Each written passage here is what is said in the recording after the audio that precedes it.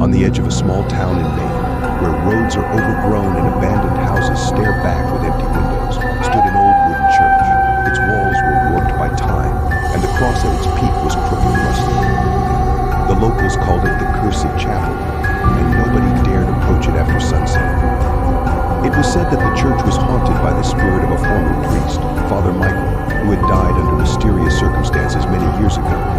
Legend had it that he was so attached to his church that he couldn't leave its walls, even after death.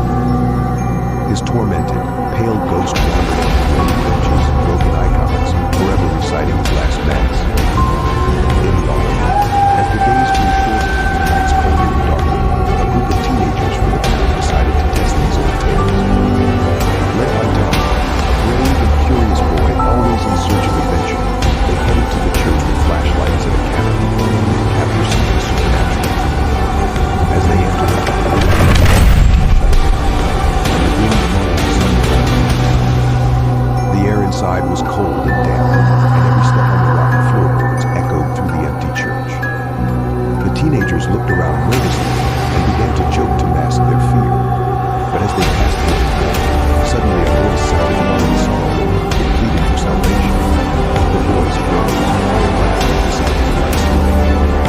Tommy shone his flashlight toward the altar, and there, in the moonlight flickering through the broken window, they saw him the ghost of Father Michael, standing with outstretched arms, whispering a prayer. The teenagers rushed to the exit, stumbling and pushing each other. As they burst out of the church, the doors slammed shut, leaving them on the wet grass, breathing heavily and staring at each other with wide open eyes.